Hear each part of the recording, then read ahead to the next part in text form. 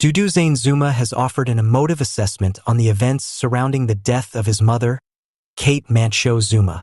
The former President Jacob Zuma's spouse Kate unfortunately died in 2000 from an overdose suicide, which has now been confirmed. Please kindly subscribe to our YouTube channel, turn on the notification bell so as to get all our updates. Duduzane, who was still in his youth at the time, related the recollection that has stuck with him of finding his mother on her deathbed. After she overdosed, I found her on her deathbed. Duduzane said in a recent interview that he is speaking up about the tragedy for the first time in many years. It is a problem I have been pondering for a while, and it is never an easy topic to bring up. But I think it's important to acknowledge the pain that a large number of families experience while living in isolation. The death of Kate Mancho Zuma sent shockwaves throughout the African nation. She had been a quiet and modest person who had been a loving wife and mother, standing by her husband Jacob Zuma throughout his political career.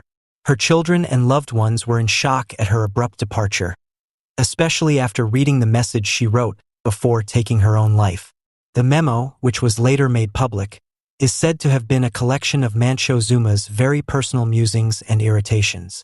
Even though the contents of the letter are mostly private, its first public release made the family's sorrow even more intense, adding to the emotional burden of the death. Duduzane expressed the painful experience of reading the message she left, which is hard to put into words.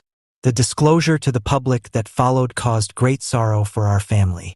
That was a private time, a moment of extreme pain, and making it public information simply made things worse. According to Duduzane, his mother was an aging, fiercely protective, and devoted mother who loved her family dearly. He thought about the compassion and gentleness that a lot of people who knew her well recalled. She was a remarkable lady who left us much too soon. With a sorrowful undertone, he hoped for the kind old woman to rest in peace.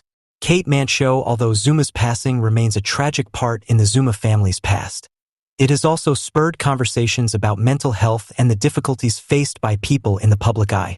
Duduzane understood the need of taking mental health seriously, especially when families are under a lot of stress. He said that because this is a problem that many people face, it is imperative that we have a conversation about it. It is crucial that we don't think twice about asking for help when we need it. Kate Mancho, as South Africa continues to remember Zuma, her family treasures the memories of her love and tenacity. Her legacy lives on in the lives of the children she left behind and the people she affected, despite the tragedy that befell her. Once again, Anisha Gordhan, the daughter of former Finance Minister Pravin Gordhan, has voiced her opposition to former President Jacob Zuma's decision to fire her father on the grounds of what she called a dumb intelligence assessment.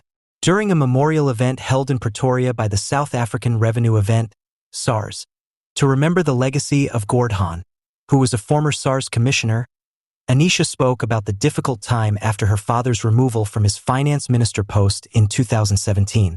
A purported intelligence report accusing Gordhan and his deputy Mcebisai Jonas of conspiring to damage the nation's economy while on a roadshow for foreign investors was a major factor in Zuma's decision to remove both men.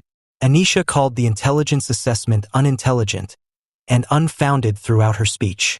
Despite her father's years of service and commitment to fortifying the nation's institutions, she voiced dissatisfaction over the way that her father's integrity was called into doubt.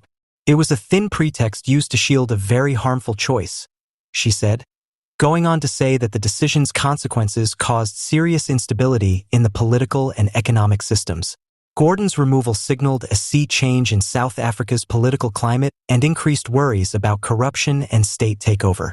A lot of people saw the action as a politically driven effort to get rid of influential people who opposed Zuma's administration's resource plundering.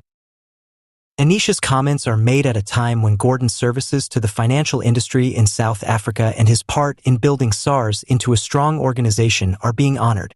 The funeral event emphasized Gordhan's leadership at SARS and his commitment to encouraging accountability, openness, and good governance in the nation's tax agency.